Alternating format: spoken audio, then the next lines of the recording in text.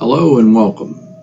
This is our first real video on the Oroville Dam project. If you saw the first video, you'll see what prompted these.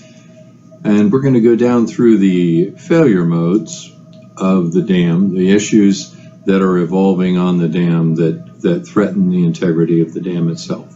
There are four modes that are progressing that are issues that need addressed about the dam. And I had promised you that we would go through those from the most significant to the least significant. The failure modes that I see, and this is subjective, so others may see others or not see some of these as failure modes, and that's fine. We'll certainly engage that in comments and things, and I love those discussions. They don't threaten me. I enjoy those kinds of discussions. The most severe, I believe, is the cutback evolution of the principal spillway. Lisa's here with me. She's my wife, but she coincidentally also was the president of a large company for many, many years doing dam repair projects across the eastern United States. She's a very knowledgeable lady when it comes to issues of dam safety and dams. And that's why she's here. She knows things that I don't know, and I know things that she doesn't know about dams. So she's going to be involved in these as well. The primary spillway, as we know, failed on February the 7th. Now, there's an argument that no, it didn't fail. In fact, a statement was made that things are working exactly as they should. Well, things are not working exactly as they should. None of these things are working exactly as they should. A spillway should never come apart as the principal spillway did. So we have the principal spillway, which we're going to discuss right now, the emergency spillway, which failed after it was actuated in order to save the principal spillway. The next is a more remote kind of a failure mode, and that is a rotational plunge pull at the base of the embankment of the dam itself. And the fourth is the most remote of the four, and it is a hydrated slope on the left groin that's had much discussion and many articles written about it lately. I think initiated perhaps by Mr. Preston and my discussion of it on the dam a short while ago. The primary spillway is in a failure mode. The plate slabs are failing, and that is progressing up the dam. Some things have been done which probably will stop the evolution of the failure from the area in the breakover section of the spillway where the pull occurred on the 7th. And that is some two series of rock anchors that have been placed there. I assume they've been placed properly. And that area of the spillway is on this weathered rock, which has been called bedrock by others, but which has proved itself to be erosive and not high recovery in its nature. There are two areas that had fill beneath them in the plate slabs of the sluiceway, which is the structure itself that goes down the main face of the abutting soils of the dam. Another argument that's taken place is that the spillways are not part of the dam, as if somehow these elements were off there by themselves, and them failing left and right was not a problem at all because they're not part of the dam. It's a ridiculous argument. It's an unprofessional argument, and it is inaccurate literally. The spillways are a part of the dam. Even if they're on indigenous soil, they're still a part of the dam. They may not be a part of the embankment, but as the evolution of the failure of the principal spillway shows, the angle of repose, the angle of the rock beneath this erosive material, is canted back in a plane toward the embankment itself. So it does threaten the embankment. The further up it goes, the more it threatens it. It failed in an area where there was up to 6 feet of fill. I believe clay was used for that fill, which probably was inappropriate. But the actual reason for the failure was porting beneath the plate slabs of the principal spillway. So can you explain what porting is and how it evolves, and also explain how, judging from the venting of the drains, where this porting is happening to the best we can know, and kind of an idea for people of what has happened to get us to this point? Sure.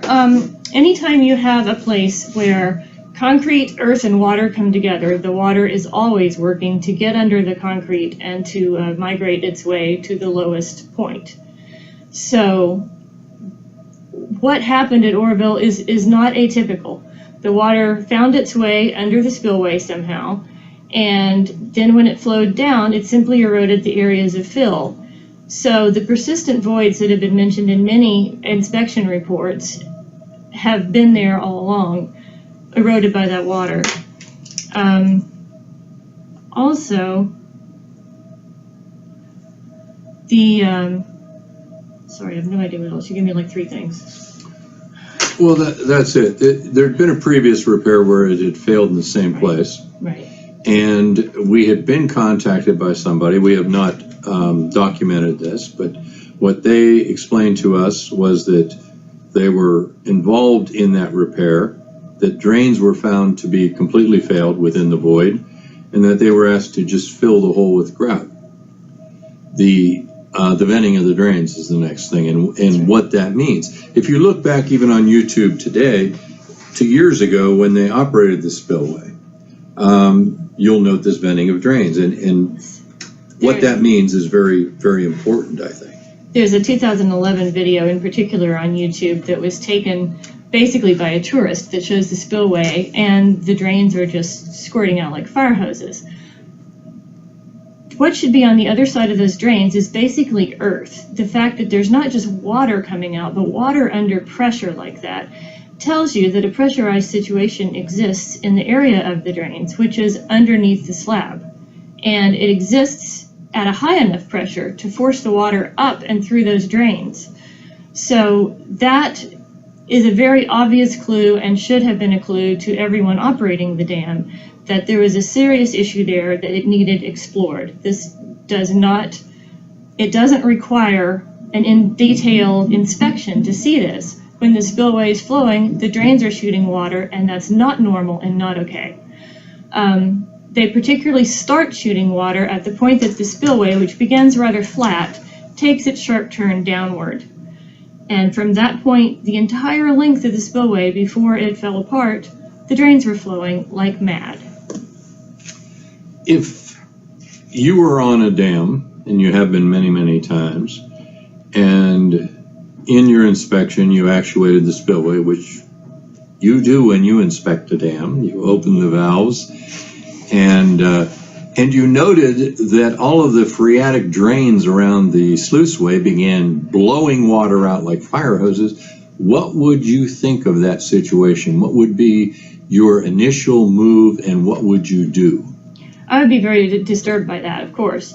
And the first thing that I would do is understand the drain system and see immediately that there's no reason for this, that it's inappropriate. I would call it to the attention of the owner right away and tell them that they urgently needed a chemical grouting program to stop the water from migrating under the slab and fill the voids.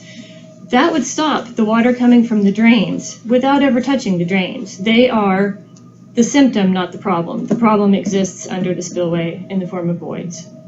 So the drains then, which are porting this water violently, are porting the water because the water at pool pressure, not phreatic water, which is groundwater.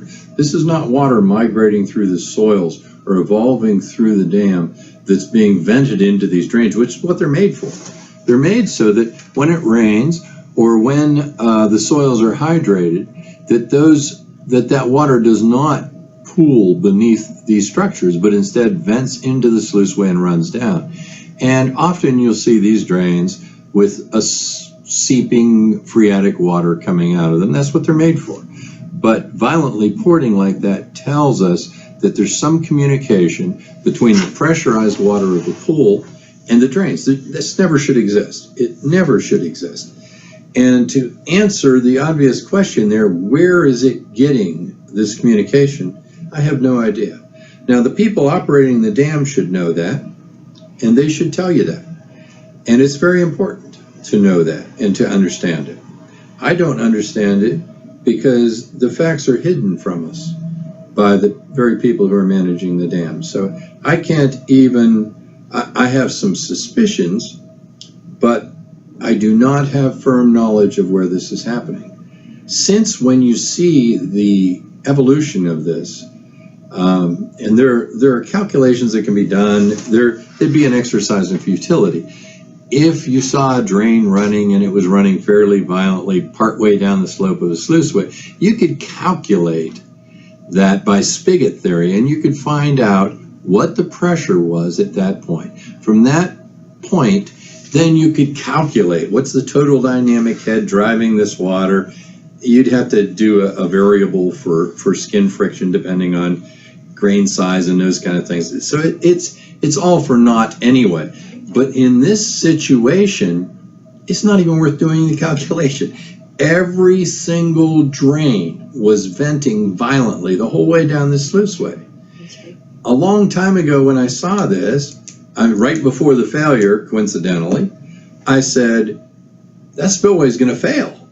It's got porting water beneath it. How many times have we seen sluiceways with porting water beneath them? How many? I have literally hundreds of pictures and videos of voids under spillways. And the voids can be huge. They can be deeper than the dam is tall even, because they're developing against earth, or in this case, severely weathered erosive rock. And there's almost no end to how deep the water can dig underneath there. But there comes a time, just as happened with this dam, where there's so little support left under these plate slabs that they simply collapse. They were built to be a spillway, not a bridge. And when there's nothing underneath them anymore, they will collapse. The problem could have been fixed for pennies on the dollar and should have been fixed many years ago. Now, in simple observation, you've done many, many inspections on dams. I've done, I don't know how many inspections on dams, certainly into the hundreds. Should this have been caught? Should someone have noticed this? Is it reasonable to expect that an engineer filling out a report and sending it to FERC would have seen this coming? Absolutely. This is not a problem that it requires a couple of degrees to recognize. This is a problem that if someone were at all educated on dams, at all familiar, had been to even one conference a year and sat through some of the training that was offered, they would absolutely recognize this problem, at least to the point to know this isn't right, we need to explore more. And I'm astonished that with all of the levels of supervision over this dam, that did not occur. Me too. Me too. I have great respect for FERC. I met a gentleman who was their director of dam safety a while back. The guy's named Dan Mahoney. A wonderful man, an intelligent, brilliant man. I can't imagine him seeing these reports that came through where people are not even inspecting the spillways. We inspect tiny little farm ponds, and we go to the spillways, we sound them with hammers, we drill holes through them, we stick television cameras down them. On a larger dam, we use ground penetrating radar and take it up and down the plate slabs looking for voids. We walk around, we cut brush, we look under things, we prod the soils. We listen, because you can often hear water falling when you can't see the path of water. But this situation that has been allowed to evolve at this dam, and I'm not, I honestly dislike these people, and that's a shame. I should be above that. But well, you're a straight shooter, and they're not shooting straight. They're not shooting straight, and they're distorting the truth intentionally, and they failed their charge. They've watched a crack evolve in the structure of the gates, this huge structure that holds the 8 gates, 17 feet wide and 36 feet tall, or whatever they are. It doesn't matter how big they are. Huge. And, you know, these Tainer gates, these radial arm gates within these things, cracks evolved. So, you know, things happen, probably from improper operation, probably from closing the gate too rapidly, or a failure of a mechanism. It doesn't matter why. But there's a crack. Now, this crack gets bigger, and they look at it, and they say the crack has gotten bigger. We'll watch it. And sure enough, they watch it, and the next year they look again, and it's gotten bigger. Not smaller, but bigger. It will never get smaller. It will never heal itself. It's only going to get worse. The eventuality of that, of course, is that it's going to fail. And when it fails, you won't be able to open nor close those gates that are adjacent to that structure where those radial arms are attached. And they will blow water until the reservoir is down. And if they flood the area beneath it, they flood the area beneath it. And all the time they're watching a crack grow greater and greater and greater. There are many ways to fix a crack like that. You can inject epoxy. That's certainly what I would do. You can put tendons through the sides if it's a disjointed piece of concrete. It doesn't matter how you fix it. You might even not get it right the first time, but you do fix it. You don't just watch it fail. Right. When you know that it's not going to get better. Right. Dams do not get better. Concrete does not get better. These things progress from bad to worse. If you allow them to get bad, they're only going to get worse. You can watch them, and you can hire 10,000 engineers to put little jackets on that are bright orange and hard hats and stand and look at a dam, and it will never stop the water. Never. It never has. People watching water will not stop it. It takes structure to stop water and to hold water. It takes grouting programs and inspection programs and intelligent individuals who care to maintain a dam and to keep it maintained and to fight for the money to maintain it.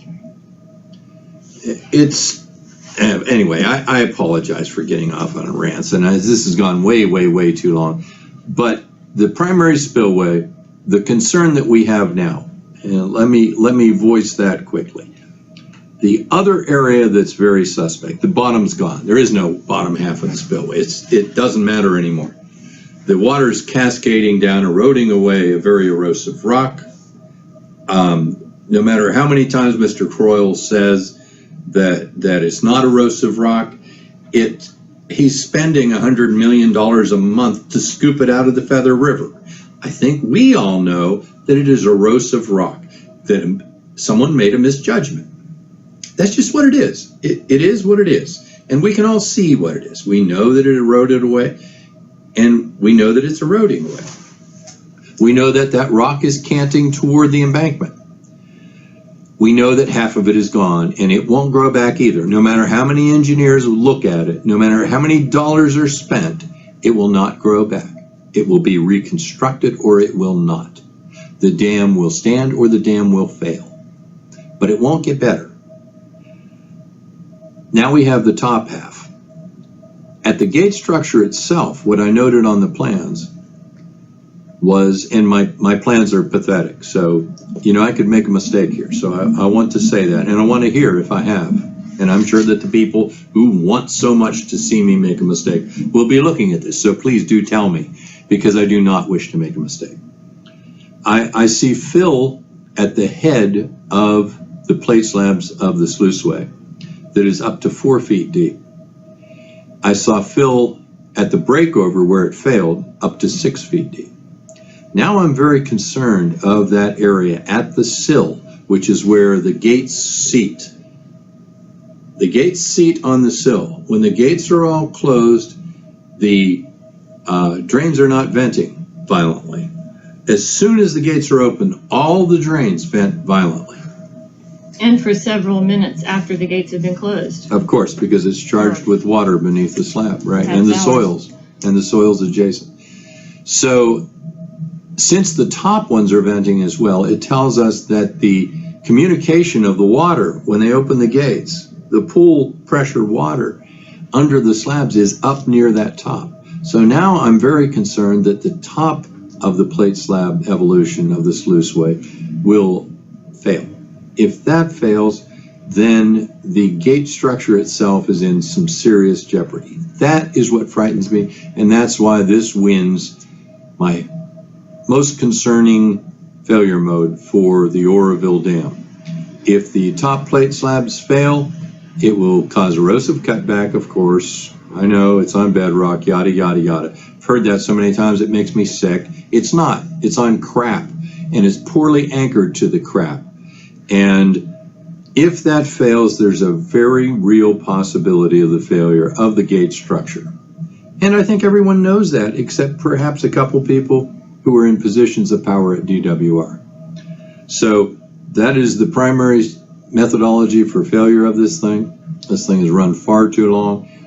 Next video, we will talk about the second failure mode, which is the emergency spillway, which was actuated at this failure, appropriately actuated, but turned out not to be what it was expected. Thank you very much. Thank you, Lisa, for helping, and we'll talk to you on the next one.